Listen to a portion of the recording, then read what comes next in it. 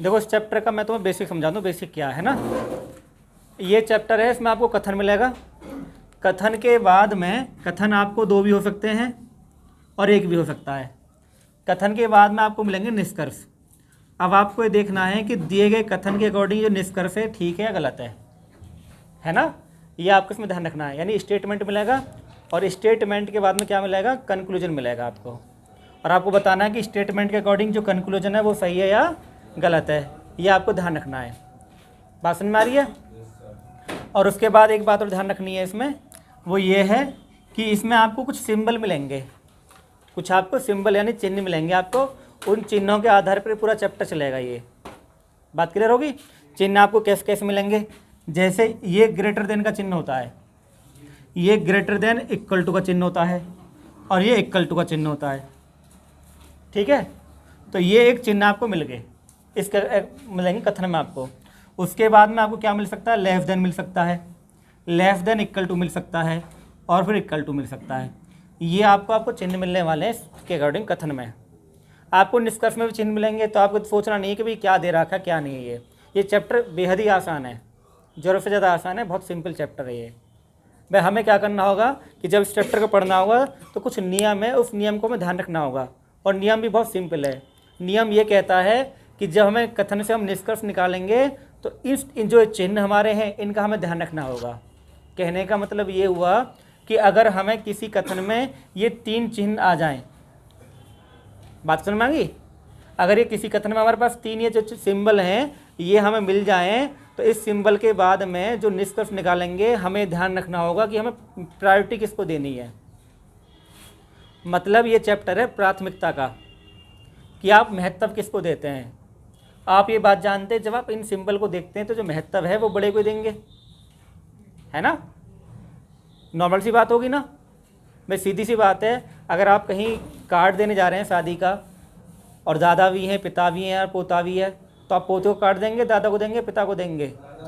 Simple सी बात, दादा को देंगे, नहीं तो रूठ जाएंगे। यानी जब घर में बड़े होते हैं तो उनको ही कार्ड दिया जाएगा, छोटे वाले को इग्नोर कर देते हैं। ऐसा नहीं होता कि हर बच्चों को आपने कार्ड पकड़ा दिया, अपने पापा से कह दियो कि आ जाएंगे फिर शादी में, ना भी आएंगे तो भी आता तू भी आ जाइयो, ऐसा कभी नहीं होता। तो यही कहानी इसमें है। अगर ये 3 सिंबल आते हैं तो ऊपर वाला ही ठीक होगा, अगर ऊपर वाला नहीं है तो गलत होगा। अगर मान लो 2 सिंबल आते तब भी ऊपर वाला ही ठीक होगा, अगर ये 2 आते तब भी ऊपर वाला ही ठीक होगा, निष्कर्ष जो माना जाएगा। ऐसी सेम कंडीशन इसमें है कि जो सिंबल आएंगे उनका ही ध्यान रखना होगा हमें। जो ऊपर वाला सिंबल है वही आता है तो ठीक है, नहीं आता तो गलत है। जैसे बहुत छोटा सा मैं सवाल लिखता हूँ तुम्हारे लिए यहाँ पे। मान लो कथन दे दिया इसने, कथन देने के बाद में आपको कुछ इस तरह से कथन मिलेगा। ये बोल दिया उसने टी, है ना, R S Q, ठीक है। ये सिंपल एक कथन दे दिया, बहुत छोटा सवाल एक चलते हैं। कथन के बाद में निष्कर्ष आपको मिलेंगे। निष्कर्ष आपको क्या मिलेंगे, वो ये कहेगा कि जो T है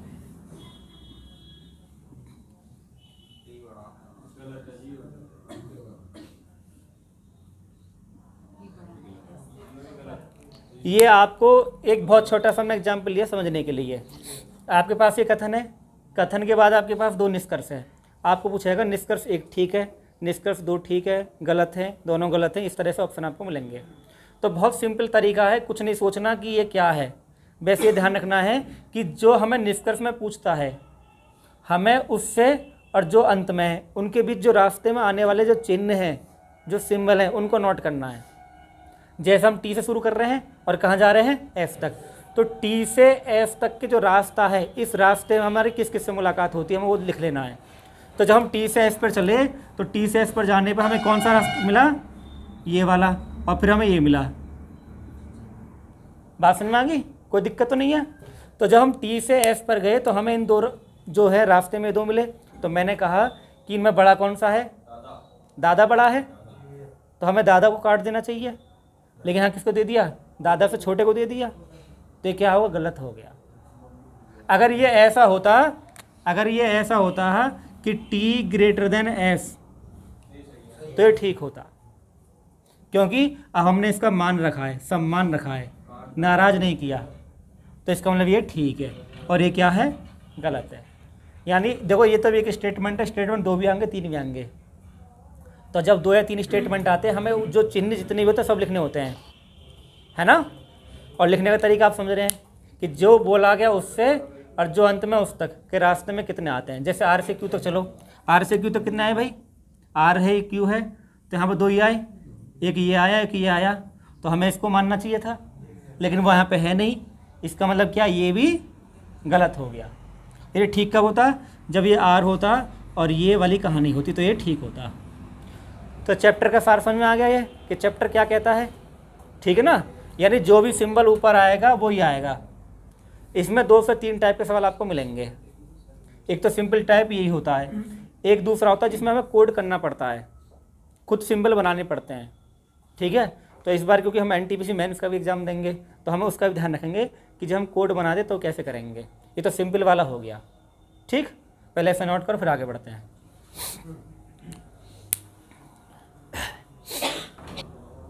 ठीक है भाई, देखते सवाल को, देखो ज़रा। हमें से क्या पूछा है, अरे बातें नहीं, हमसे पूछा है कि आर से हमें क्यू पर जाना है। तो आर से जब हम क्यू पर जा रहे हैं तो रास्ते में देखें कौन कौन से सिंबल हमारे पास आए हैं। तो रास्ते में जो सिंबल आए, ये आया भाई, बराबर आ गया और ये आ गया। तो मैंने कहा जब ये सिंबल हैं तो हम किसको ठीक मानेंगे, इस वाले को, और वो यहाँ पे है, वो यहाँ पे है, तो इसका मतलब क्या हुआ, ये सही हो गया, कोई दिक्कत तो नहीं है। दूसरे वाले को देखते हैं भाई, हमें जाना टी से पी पर जाना है। तो टी से जब पी पर जाएंगे तो पहले बराबर आ गया, फिर रास्ते में ये आ गया, ये बड़ा और बराबर होता है और ये बड़ा ही होता है।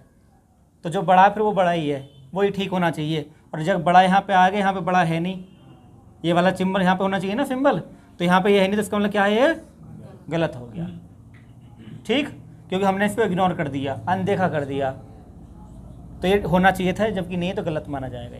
तीसरे वाले पे आते हैं, ओ से एस पर जाना है। तो ओ से जब एस पर जाते हैं तो रास्ते में फिर से आपको 3 सिंबल मिलते हैं।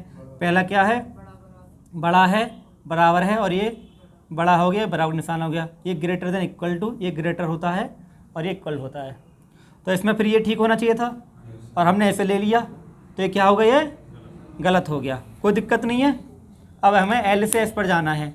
तो जब हम एल से एस पर जा रहे हैं तो चिन्ह जो कौन कौन से हैं भाई, ठीक है। तो इनमें कौन सा ठीक माना जाएगा, ये वाला।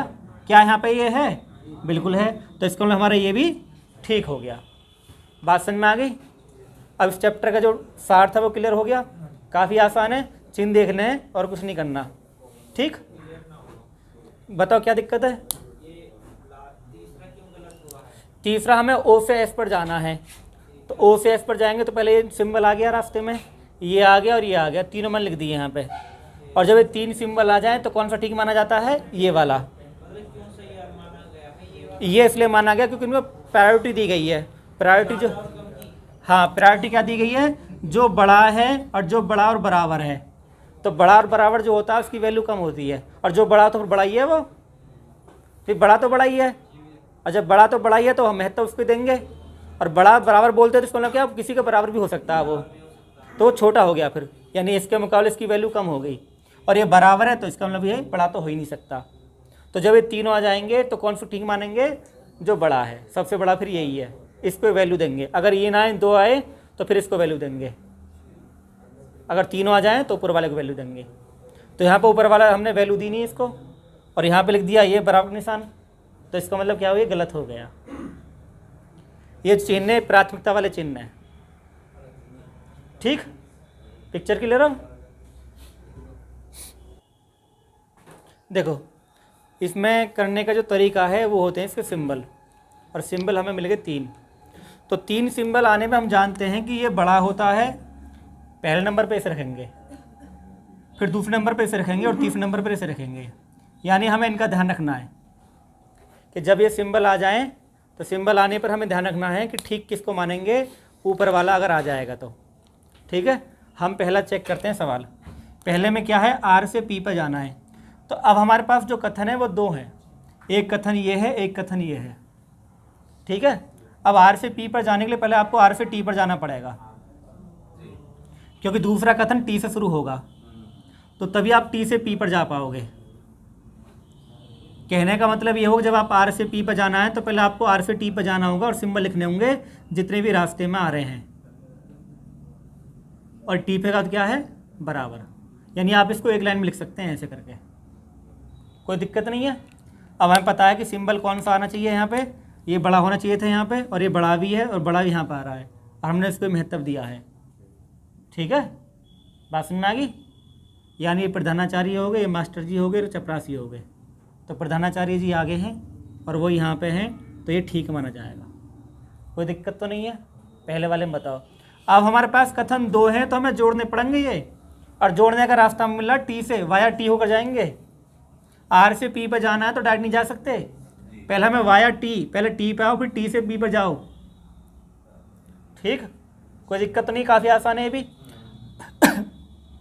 अब हमें क्यू से ऊपर जाना है तो क्यू से ऊपर जाने का रास्ता वही हो गया, पहले टी तक जाओ फिर टी से ओ तक जाओ। तो क्यू से जब हम चले तो क्यू से हम ऐसे चलेंगे सीधे एक लाइन में। रास्ते में सिंबल क्या मिले, बराबर मिला। ठीक है, प्रधानाचार्य जी मिल गए, फिर चपरासी जी मिल गए, फिर मास्टर जी मिल गए। चपरासी को जब दोगे जी लगा दो, क्या दिक्कत है। अब हमें बात पता चल गई कि प्रधानाचार्य का छोड़ के मास्टर जी को काट दे दिया है, तो प्रधानाचार्य नहीं आने वाले, वो गलत हो जाएगा, और ये गलत भी है ना। मतलब ये हुआ कि हमें इसको महत्व देना है, क्योंकि जब ये बड़े हैं तो इनको वैल्यू देनी है, और आप किसको पूछ रहे हैं, इसको पूछ रहे हैं, तो ये गलत माना जाता है, हमारे संस्कारों के बिल्कुल खिलाफ है। हमें ये नहीं सिखाया जाता, तो हम गलत कर देते हैं ऐसी बातों को। अब एस से हमें ऊपर जाना है, तो एस से ऊपर कैसे जाओगे भाई, और रास्ते में देखो सिंबल, ये मिल गए प्रधानाचार्य जी, चपरासी जी और ये मास्टर जी। ठीक, बात क्लियर होगी जी। तो कौन सा ठीक माना जाएगा, ये क्या यहाँ पे ये है तो फिर ठीक है। अब मेरे हिसाब से तुम्हें जो चैप्टर का जो आपको दिख रहा है ना, ये कीला कांटी सी, ये ठीक हो लग रही होंगी अभी आपको। अब ये आसान है, अब मुश्किल नहीं है। ठीक, देखो भाई हमें ये देखना होगा, ठीक है, हमें ये देखना होगा कि जब हम एल से जा रहे हैं, एल से हमें ओ पर जाना है, तो एल से ऊपर जाने का मतलब ये हो गया, एल से ऊपर जाने का मतलब ये हो गया, हमें कहीं नहीं जाना फिर। ये तो ठीक हो गया भाई। भाई एल से हमें ऊपर जाना है तो एल से ओ लिखा हुआ है, तो कोई कन्फ्यूजन की जरूरत नहीं है। हाँ, तो कोई दिक्कत नहीं, वो दूसरे में क्या दिक्कत है। तो ओ डायरेक्ट जब भी यहाँ पे हो रहा है, जब भी यहाँ पे हो रहा है, यहाँ पे तो एल है नहीं ना, तो एल से जब हम ओ पे जाएंगे तो ओ डायरेक्ट लिख देंगे डायरेक्ट। अब एल से हमें बी पे जाना होता तो अलग बात होती, जब हम एल से ऊपर जा रहे हैं तो ठीक है, एल से ऊपर जा रहे हैं, यहीं पर बराबर एक ही निशान है तो ठीक है, कोई दिक्कत नहीं है। इतना आसान कैसे आ गया आप सोच रहे होंगे पेपर में, इतना आसान इसलिए आता है क्योंकि आप गलत करते हैं। ठीक है, अब आपको बी से एल पर जाना है, ये बात समझने वाली है। देखो बी से जब आप एल पर जाएंगे, पहले आप बी से ओ पर जाएंगे, क्योंकि बी यहाँ पर तो बी है नहीं। तो मैंने कहा कि जब भी आपको लिखना हो उसका तरीका क्या होगा, पहले आप लिखो बी, और बी से आएगा ओ पर, और ओ के बाद क्या है एल। बात समझ में आ गई। यानी आपको पहले बी से किस पर जाना है, ओ पर जाना, तो बी से आप ओ पर गए, और ओ के बाद क्या है एल, तो बराबर निशान लगा हुआ है। हाँ, क्यू पर आते तो दो परिवर्त तत्व हो जाते तो दिक्कत आ जाती। अब क्या ये ठीक है, यानी बी से एल पर जाना, बड़े का निशान है, बड़े के निशान यहाँ पर, तो ठीक है, ये कोई दिक्कत नहीं है। वो मैंने अभी जानबूझ के नहीं बोले हैं, जो ब्लॉक कंडीशन होगी, ब्लॉक कंडीशन बता दूंगा मैं आपको। अभी तो आपको सिंपल समझाया बेसिक, अब ब्लॉक मैंने जानबूझ के नहीं बोला है, वो कल की क्लास में आपको मिलेगा कि ब्लॉक कंडीशन क्या होती है, कब ब्लॉक होते हैं। ठीक, क्लियर होगी बात। अब जो मैंने आपको 4 क्वेश्चन करवाए बेसिक है, अगर ये समझ में आ गए तो फिर आगे बढ़ जाओगे आप आगे। ठीक है ना, ये मुश्किलें भी हैं चैप्टर में, इतना आसान भी नहीं है। पिक्चर समझ में आ रही है भाई। ठीक है, चैप्टर हमने शुरू कर दिया है, कल इसका थोड़ा सा लेवल बढ़ा देंगे, आज इतना ही बहुत है। क्लियर।